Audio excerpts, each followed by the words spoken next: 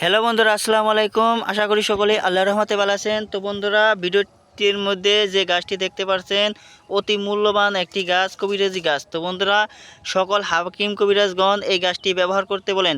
তো বন্ধুরা, দুনিয়ার বুকে এমন কোনো পুরুষ নেই বা নারী নেই তারা এই গাছটি ব্যবহার করার পর বলতে পারবে যে এই গাছটি কোনো উপকার পায়নি। তাহলে বন্ধুরা, আমি সাথে সাথে কবিরাজি চিকিৎসা বাদ দিয়ে দেবো।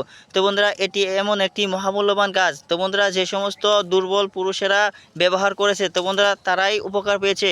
তো বন্ধুরা, শুধু শুধু তাই নয়, শরীরে ক্লান্তি দূর করতে অনেক বড় ভূমিকা পালন করে থাকে এই গাছটি। তো বন্ধুরা, এই গাছটি কিন্তু খুবই গুরুত্বপূর্ণ গাছ। তো বন্ধুরা, এই গাছটি বিনা পয়সার মাধ্যমে ঘরোয়া উপায়ে আপনারা সুচিকিৎসা নিয়ে বন্ধুরা আপনারা সুস্বাস্থ্যের অধিকারী হতে পারবেন এবং কি আপনারা পূর্বের ন্যায় আপনাদের শরীর ঠিক করতে পারবেন, শরীরের অবশ দূর করতে পারবেন খুব সহজেই।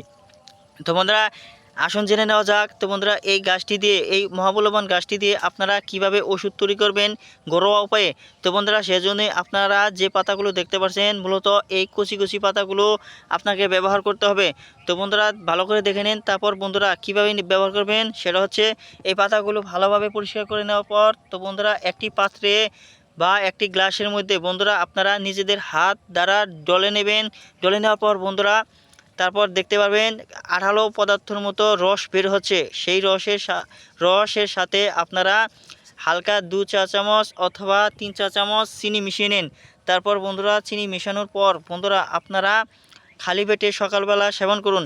ইনশাল্লাহ বন্ধুরা, আপনাদের শরীর যদি সুস্বাস্থ্যের অধিকারী না হয় এবং কি আপনাদের গোপন সমস্যা যদি সমাধান না হয়, তাহলে বন্ধুরা আমাদেরকে কমেন্টের মাধ্যমে জানিয়ে দেন।